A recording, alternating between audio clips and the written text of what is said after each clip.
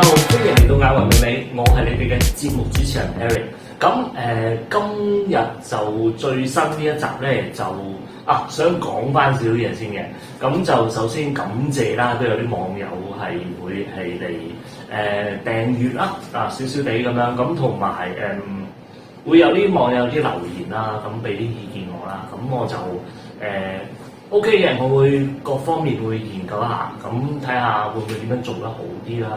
咁同埋個咪咧，我知道有啲朋友仔咁啊私信俾我，咁就話個咪好似有啲聲唔得咁啊。喂，原來咧我係冇電啊咪，咁我而家插啲電，我睇下。效果得唔得先好嘛？咁如果係唔得嘅，咁我諗出邊都會物色一啲再靚啲嘅咪啦。咁就如果有啲朋友仔知道有邊啲咪、邊啲型號、邊度買咁樣，咁啊好 OK 啲嘅，咁啊你有呢方面嘅常識嘅，咁可以留言，咁即係等我知道下啦，好嘛？咁我可以去逛下可以增添下設備，咁盡量做得盡善盡美啲，好冇？咁就都有啲朋友仔同我提過嘅，咁就都會睇下嘅，但係都有啲相關嘅朋友啊。咁就咁今集啦就講咩好咧？今集就原本我未有，又唔可以話未有頭緒嘅，都想講下第二啲嘢。咁我就出奇地有舊客仔睇到我啲片，咁跟住佢就私信俾我，同我講話。乜咁好中意私信嘅，唔知咩啊？咁就私信俾我就話，喂，不如講下邊個啦咁樣。咁跟住俾咗個揀，咁我就講謝霆鋒喎咁樣。咁就anyway 啦，我又係對佢唔係真係好熟。咁但係 anyway 係咯，唔知點解對佢哋好唔熟啊？我渣係咯，香港嗰啲仲要好搞笑。咁就唔係咁熟，咁但係覺得都可以講一下嘅。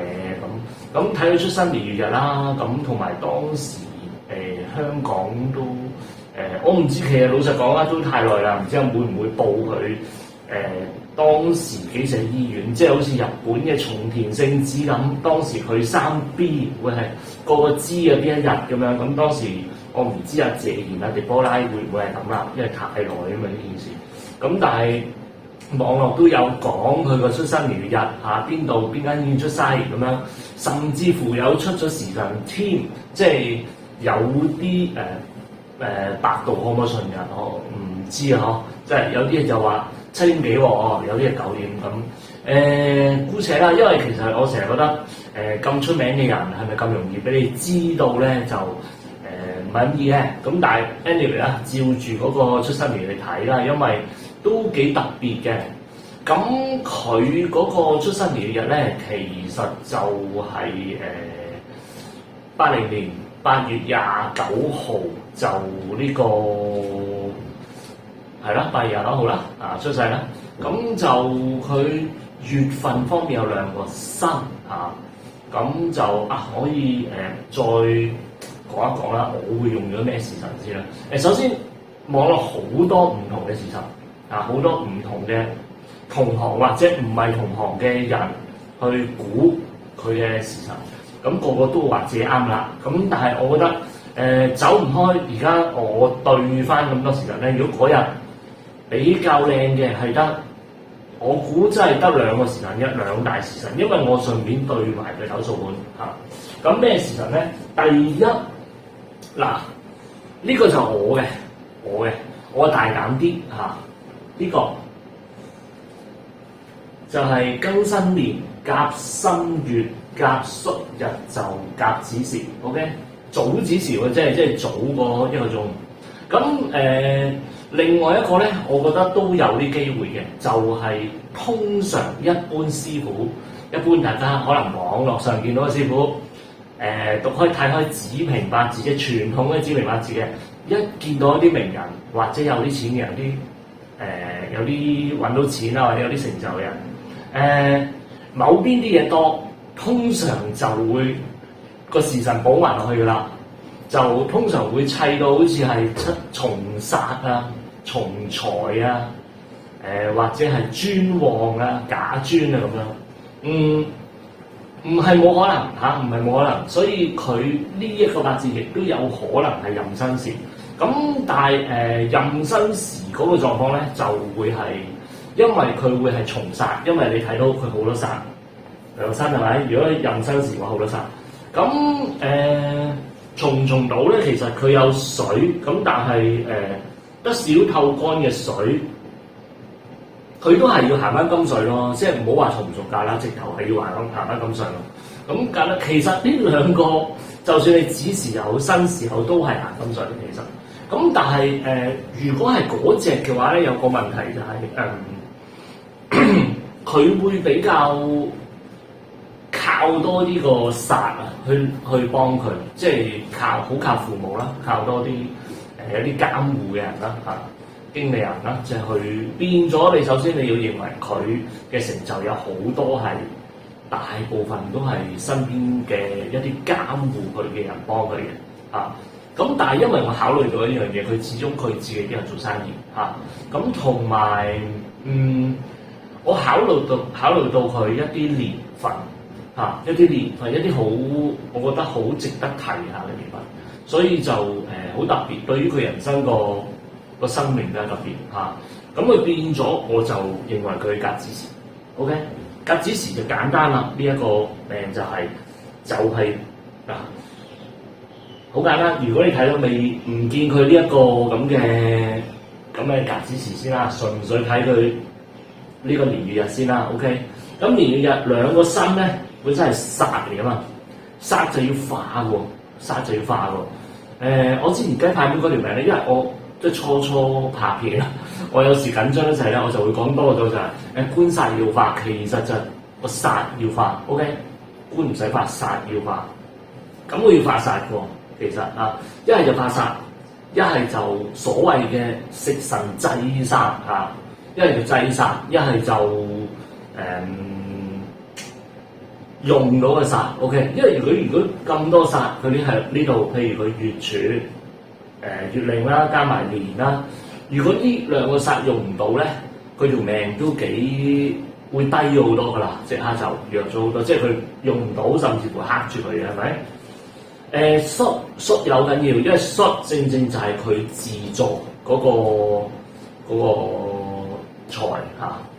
佢呢個亦都係食傷符，咁食傷符就係生財之物，食傷亦都係才華顯露嚇，咁食傷亦都係唔係食傷，戌亦都係盲派嚟講星光舞台，咁對於佢嚟講都重要嘅，因為佢事實上都係做嗰行。如果你甲子時，佢斗數盤就會係命宮會係貪狼，而且有祿存嚇，唔錯嘅其實。加上如果你嘗試睇下佢福德宮，即係福德宮，佢會做生意個宮，佢好靚嘅都嚇。咁就不如講一講啦，好嘛？咁佢主要就真係靠個子歲啦，佢呢度有個子歲化煞啦，化翻俾佢三個甲用啦，係咪？咁好啦，而家睇一睇佢第一個運先好嘛。8、3至9、2 4歲起運啦，佢係行個月有運 ，OK？ 月有運呢度寫住啦，出現個有戌穿個食傷，穿個食傷符啦，可以咁講。咁佢自助啊嘛，因為佢自助個戌係食傷符，咁所以咧佢嗰段時間咧，佢食傷符係代表咩？因為佢食傷符學習都可以代表學習嚇。咁食傷符有問題嘅話，咁會影響到啲咩影響？如果細個會影響學業啦，係。咁你所以睇下佢嗰個後生嗰段時間青或者少年嗰段時間啦，唔係青年啊，少年啦。佢讀書都唔算好順嘅，佢出奇地佢都學咗好幾種語言嚇，證明佢其實佢又唔係話蠢嘅，但係因為如果細個嘅話，最能夠顯露自己才華，你一係去做童星係咪？咁佢又唔係好算童星，佢只係有人會報佢啫。OK， 佢係因為佢係謝賢個仔嚇，狄波拉個仔，有人會報佢，但係佢唔係一個已經係參與咗做童星嘅人嚇，唔係一個職業童星。OK，佢亦都唔係一個少年就去比賽運動員，咁佢變咗佢咁啊反映喺讀書上面啦，係咪？咁佢讀書上面其實都幾多問題嘅。咁啊讀下又唔讀，讀下唔讀，咁樣去轉唔同嘅學校啦，又會咁佢16歲又直接去咗日本去讀演藝嗰啲課程咁樣咯。咁出現嘅咁嘅情況，咁佢變咗佢呢個恤褲穿咗，呢個大運穿咗，咁所以影響佢個讀書都不無道理嘅。好啦，咁跟住講到係之後咯喎，之後嘅大運咯喎，丙戌運嚇，丙戌運10零歲開始啦，14歲虛歲14歲啦，叫做93至到02嘅年份，丙戌，咁佢就嚴格嚟講佢係96年丙子年出道嘅，咁就因為外邊睇，如果你睇 Wiki 咧，就好多時佢嘅 start 課就係開始就係97啦，97出碟咁樣。咁其實佢之前已經出咗道噶啦，當時喺96年啦，已經有歌派台噶啦。咁但係就咁儲埋都要啲時間嘅，係咪？咁丙子年呢個出道咧，就正我覺得都幾合翻呢個佢甲子 ，OK， 因為佢子申合，佢靠個甲子去個子合到兩個煞，跟住上翻去俾佢，因為全部都係甲啊嘛，係咪？俾佢用，咁佢即係掌控到個煞 ，OK， 咁同埋最主要佢呢個戌冇破壞嚇，冇破壞到，除咗第一個運之外。咁因為呢個戌好緊要嘅，呢個戌佢都有用嘅，佢食相符，咁佢變咗佢唔破壞，咁佢先至個才華容易去顯露出嚟，或者係至少唔好壞先啦，係咪先？至少唔好破壞先啦。咁佢丙子年出道都，我覺得合理，因為佢如果早少少係咩？早少少係乙亥年，咁乙亥年咧，第一佢再細啲啦嚇。咁我唔知準備好未啦。第二就係、是、如果乙亥年嘅話，佢辛亥穿啊嘛，咁唔係唔啱嘅。但係辛亥穿大家都知啦，雙穿嘅話點都稍為有少少副作用。咁就梗係做個靚啲啊。咁同埋乙亥佢亥通根於乙就即係劫財嚇，唔係比肩唔係係咯，唔係比肩。咁佢劫財即係人哋嘅喎，即係好容易俾咗人或者係。俾咗個挑戰者咁樣嘅，或者係咁變咗係唔係咁靚啊嘅狀況。咁但係佢特登都揀，即係佢嘅經理人啦，可能特登揀喺水嘅年出道啦，因為水嘅年係合翻佢呢個花煞，係咪咁嘅情況？咁但係之後仲有一年啦，之後仲有一年咧就可以比較合乎到佢係甲子時嘅情況啦。咁啦，咁咩年咧？咁就對於佢嚟講唔係一件好事嚟嘅。咁但係反而可以我嚟對翻啦嚇，究竟點解會甲子時啦？有一年出現咗啲事嘅，當年佢已經係叫做事業都幾唔錯噶啦，喺香港都推出都好幾首大家都好熟悉嘅歌啦嚇，拍咗好幾套電影啦，咁就。名就已經好強勢㗎啦，即係我諗，如果唔係呢件事出現嘅話咧，我諗香港佢嗰一兩年咧可以再順啲嘅。咁咩事咧？就係有單案件啦，咁我唔講到咁白啦，係咪？咁大家上網查 Wiki 都查到㗎啦，就係02年出現嘅壬午年啊，壬午年丙戌運壬午年，壬午年就會係點樣咧？壬午啦，大家睇到啦，係咪？壬午年就係子午衝啦，衝咗個子水啦，係咪？衝一衝啦。咁呢個衝嘅話，你既然你要呢個子申合，就唔要衝㗎啦，好簡單，係咪先？因為如果你壬申時咧倒翻轉，咁就冇嘢㗎喎，嗰年你個壬午啊，係咪先？咁冇乜特別㗎喎個情況。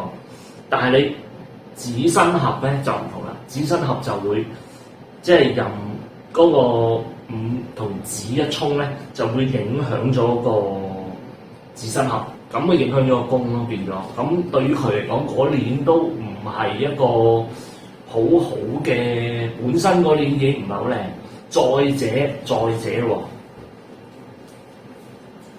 卯月出事嘅，佢係3月尾出事嘅。卯月咁以月為大啦，即係月個氣為大啦，當然係。咁卯月嘅話咧，有個問題啦嗱，正如都有啲師傅去估佢卯時嘅，卯時是什麼咧？卯時佢就諗住卯時係陽陰，卯係都可以合到兩個身嘅，嗰、個叫做陽陰加殺嚇，佢。係咪好型啊？又突然間覺得係嘛？即係嗰啲師傅講出嚟，陽陰加殺，食神加殺咁啊，好型㗎嘛成件事。就係嘅陽陰加殺嘅，但係因為陽陰加殺係主要講威望啊，講好多，即係佢名氣會好大啦。但係陽陰加殺同個錢冇乜太大關係，除非佢冇財，但係佢唔係啊嘛，佢自助個戌就係財，而戌裏邊有食傷庫。即係等同於你本身有褲着，只不過你條褲爛咗啫，你就唔可以話攞面頭嗰陣布嚟當褲嘅，係咪先？即係你冇財，你就可以即係或者要財要弱到爆，弱到好弱咯，咁你先至可以話官殺當財看咁樣。咁如果唔係嘅話，咁你有財，你點可以當係官殺當財看咁啊？係咪先？即係所以咧，卯月即係個卯係佢食神加殺，咁佢仲會合埋個戌㗎嘛？大家記得哦，即係大家聽我講啦，卯戌會合㗎嘛？合係咩啊？閉庫啊嘛。咁你閉咗食傷庫，其實係會影響個裏邊嘅食傷啦，係咪？食傷冇得咁喐動啦。咁食傷冇乜咁喐動嘅話，就即係話首先食傷生財嘅。如果呢條命嘅話，佢就會錢財就不是太強啦，個力量 OK。第二戌庫係呢個舞台星光舞台，咁你又閉一閉佢，你又搞唔掂啦，係咪？咁第三食傷庫又係才華嘅發揮，如果你閉一閉，你好蠢啊！簡單啲嚟講，呢個人就係。所以卯時得唔得咧？再加上卯時，如果你要行運，你要行卯運，佢行唔到卯運啊嘛，因為佢冇行過卯運嘅機會噶嘛，佢即係佢老好老先有啦。咁所以咁你都要有運去幫㗎，即係等於雞排妹佢亥水化煞，咁佢都要行翻個亥運啦，係咪？咁佢又個運又幫唔到佢喎，唔關事喎。咁個卯月頭先我講咗個問題啦，卯月就會閉咗戌庫，閉咗戌庫其實唔係淨係影響錢唔錢嘅問題，影響佢個思想嘅問題，所以佢食傷都會稍為有影響個頭腦，咁容易犯咗錯係唔出奇嘅，唔小心犯錯，即係佢原本會咁嘅，突然之間咁嚟，咁呢個就係一啲流月啦，或者係加埋個大流年啦，整體配合得唔靚，加埋個大運本身佢仲係行緊戌啦，只不過咁變咗出嚟個效果嘅問題啦咁跟住佢有月佢係判嘅當時，因為10月頭啊嘛，10月頭仲係有月，未到7月咁又係一個唔係好靚嘅月份，因為有戌就穿，係咪？咁所以同佢本身佢同個大運穿，亦都同佢自己呢個穿，係咪？咁佢呢一個代表有錢啊等等好多嘢，咁佢變咗佢個星途都有啲打擊。咁事實上當時咁佢又亦都要變相喺入邊坐咗一輪好少嘅時間啫咁你話影響大唔大？咁當然都會大嘅，因為當時都有之後有成龍汪阿姐去幫佢叫做向政府講翻嘢啦，去法庭講翻嘢求情咁樣，跟住就之後佢又判社會服務令啦，冇乜事啦所以就係咁咯，即係我覺得個午火年一定有影響嘅OK。咁如果第二啲時辰咧，就未必會有咁嘅情況咯。咁好啦，好快啦，講埋個下個大運啦，就係03至12年丁亥運。咁丁亥運開始入一個唔錯嘅運啦，就真係入到個水運啦。咁水運嘅話就幫手發晒啦，當然係咪？咁但係唔係行得好正，因為始終佢唔係亥水嚇，咁但係佢用咗亥水，咁啊變咗亥水就有啲傷穿嚇，咁但係都亥有佢嘅根，有佢根喺度，咁就冇問題嘅，呢一個都不過有啲副作用咁解啫。咁就另外都想講唔係都係好運嚟嘅 ，anyway 都係好運。同佢之後嗰個比咁冇咁強，即係之後如果你話有80-90分嘅話，咁佢呢個可能都70度啦，呢個70度啦。咁就講啦，06年佢丙戌佢就有段婚姻嘅，好似係嚇。係咪講張柏芝？我呢個睇 Wiki 睇翻嚟嘅，咁就丙戌年，咁就個戌佢同翻佢呢個自助夫妻宮應翻啊，即係到位啦。咁一樣嘅，其實夫妻宮我講過，沖係一個變化，係咪？其實沖嘅變化係最應得最勁嘅。咁沖穿合都係嚇，但係我覺得沖嘅變化最勁。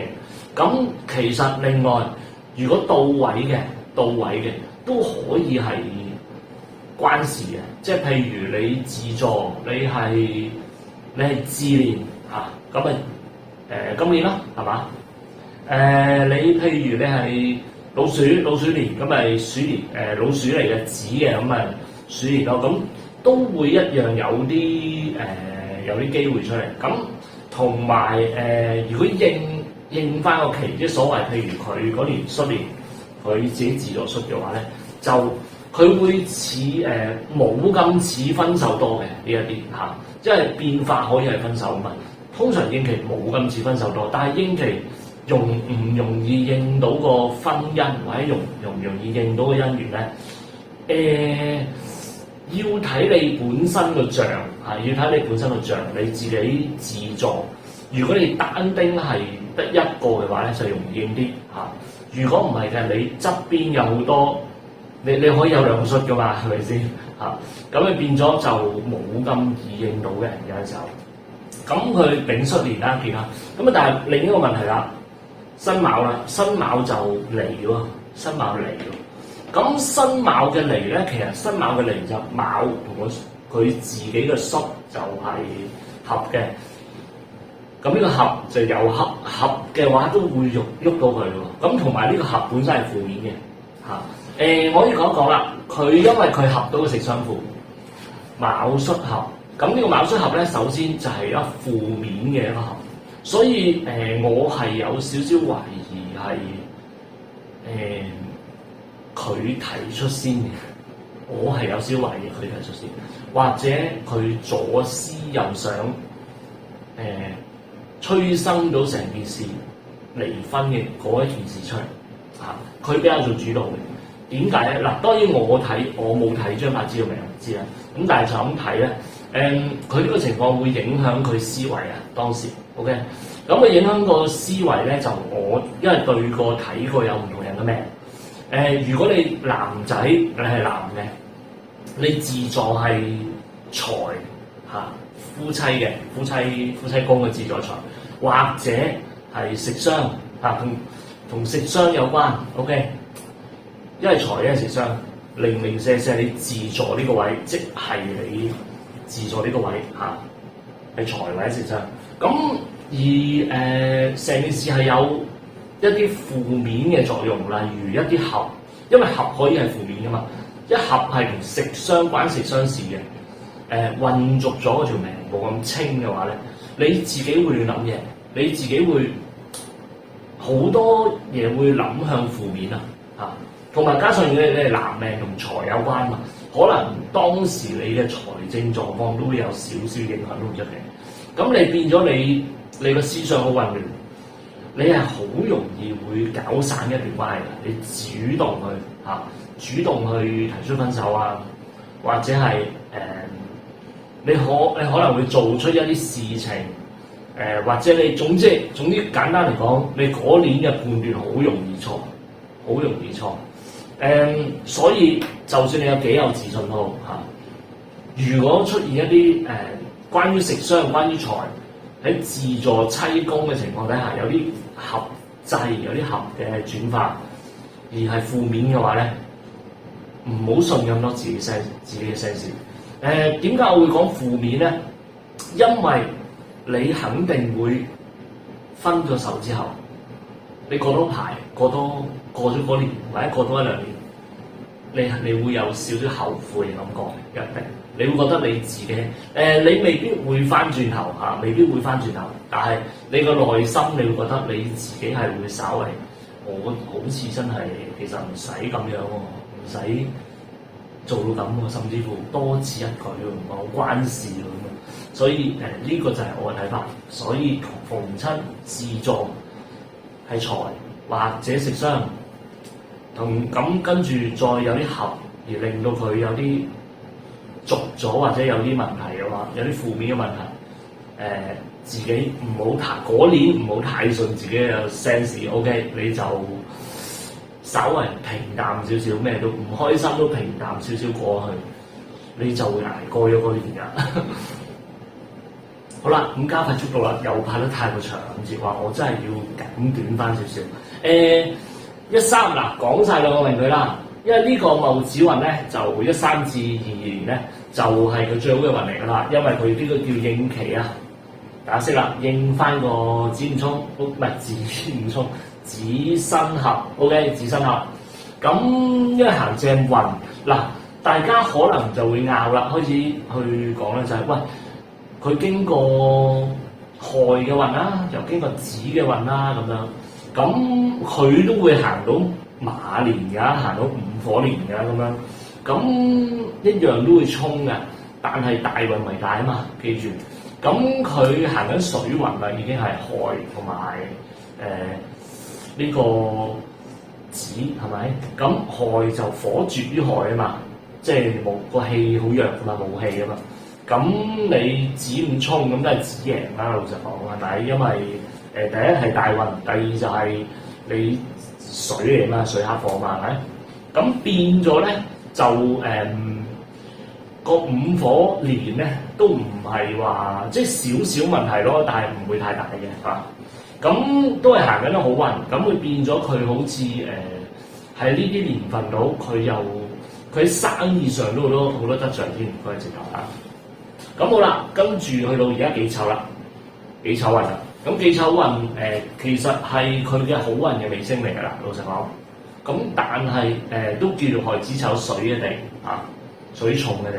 咁就丑戌都迎翻開佢嗰個戌庫，咁佢可以做多少少關於星光舞台。所以你見佢點解出翻嚟唱都有啲原因。咁但係今年係幾好，今年係唔錯嘅，因為只不過係自火嘅年。咁明年啦，丙午啦，丙午佢要收下少少先，因為始終丑午穿啊。咁就同埋咁變咗個亂局會大啲咯，即係譬如佢午衝子又係咪先？子午衝雖然好似唔係好覺得係邊咁，但係始終丑午穿就穿翻大運。咁所以明年我相信佢會靜翻少少嘅。咁過完啲火年之後，跟住去翻啲金水年，因為佢23先至行運㗎嘛，開始入呢個運咗。咁佢一去到金水年，應該都會多翻啲搞作嚇，會夾翻呢個八字 ，OK， 就係咁。好啦，講到即係啦，先啦嚇。咁就13、14，咁就下一個大運。咁下一個大運就真係非常唔靚啦。今日因為寅木係乜嘢？係甲木嘅乜嘢？係祿啊嘛。咁呢度兩個身喎，係嘛？衝祿喎，衝祿仲好唔好咧？咁樣咁梗係唔係好靚啦。同埋多多處理個身體啦，可能身體都會爭少少咁樣。但係你話佢係咪揾唔到錢咧？又唔完全，因為寅戌拱午火嘛都，但係拱個午火無形嘅午火咯。少少嘅，因為佢都會拱一拱佢嗰個食傷會出，但係真係個身體會有啲問題。咁所以我見有啲人估時辰，有啲人估人時，有啲人黐線嘅大佬。你如果人時嘅話，你直接你靠個爐去沖兩個煞，哇！做死佢咩？真係即係唔得嘅，即係我就未見過一條命靠一個爐就可以有功，而靠沖嘅仲要，而佢會揾好多錢啦，就未見過啦嚇。有就講俾你聽。咁就差唔多啦，講到呢個位啦，咁就佢冇乜特別預測，因為佢一啲好運嘅話，其實同埋咧，佢如果講婚期，佢會唔會再結婚，或者有其他嘅關於婚姻嘅狀況咧？其實所有同個戌有互動嘅年，即係譬如辰戌沖、壬午戌嗰啲嗰啲咁嘅字係咯，壬午戌或者係火局合火局合沖穿嗰啲年，甚至乎到位嘅年，都會有一啲關於呢方面嘅象。咁同埋點解好難估咧？佢有好多人話使唔使對個婚姻啊咁嗰啲咁因為佢婚姻都好似比較甩咳啲咁啊。但係其實佢唔算甩咳㗎啦，嚴格嚟講咧，因為佢自助戌富嘅自助財，同埋佢冇乜傷。你見佢咁樣嘅甩咳咁樣，譬如一次嘅叫做婚姻失敗啦，即係離咗婚咁樣啦。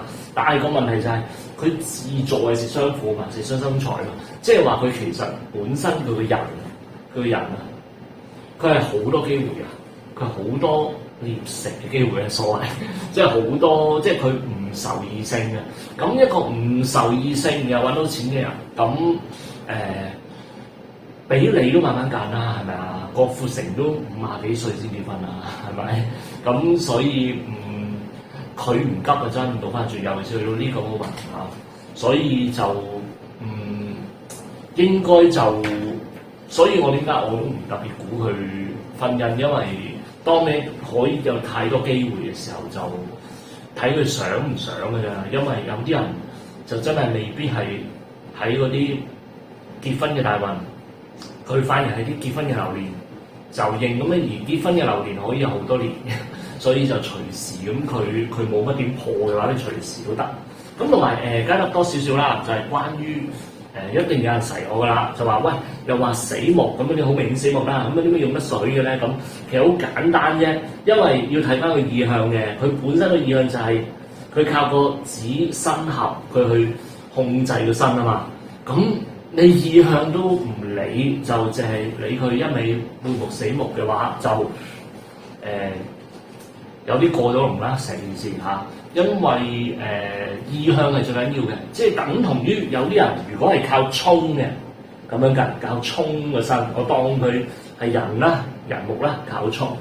咁佢嘅意向就係沖㗎啦嘛，佢點樣沖制到個身為之成功㗎嘛？咁佢話：行咗水運得唔得啊？咁咪化翻佢咩？如果行到一個幫個，譬如佢冇翻啲火運，冇翻啲木運，佢行到水都唔得咁樣。咁但係佢意向唔係咁啊，個問題。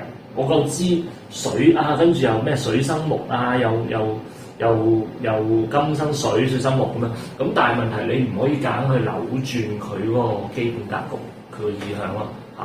所以意向行先嘅，永遠都嚇，就唔係淨係睇佢活死，活死係另一種唔可以話另一種，都係一種睇法。但係既然佢意向係咁嘅話，就要跟翻佢意向，就係咁啦。咁就今日都講得幾長啊。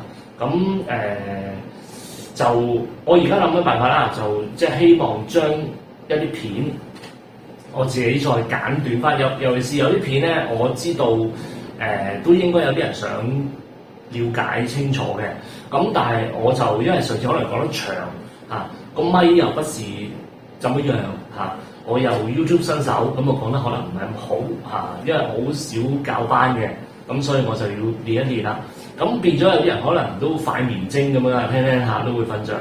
咁所以我希望我之後將啲片我自己講啲，盡量減翻短去，盡量減翻20分鐘啊，或者10幾分鐘啊之內啦，咁樣啦嚇。咁可能簡短啲啦，冇辦法就冇得話，又唔知係咁嘅，啲盲派咁樣咁太細緻嘅有啲唔講啊，因為譬如好似有啲人講盲派話呈現咗佢一個八字裏邊有3個老婆嘅咁樣，咁但係我再一次講啦，同一個八字兩個人係可以一個結咗婚一個未結婚㗎。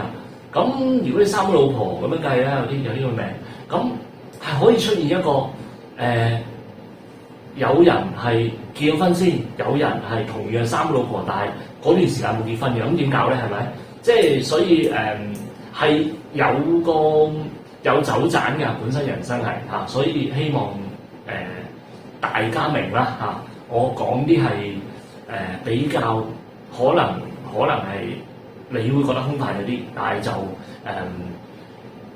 比較會我諗唔好太過講到咁極端成件事，因為我都知道有啲網友試過去批命，就係睇啲視頻，師傅講到哇天花龍鳳咁，講到好似嗰個人背脊有粒癦都講到出嚟咁樣嚇，咁但係就唔係咁樣嘅。事實上，一到佢俾錢去批命嘅時候，佢就覺得好似好冇癮啦嚇。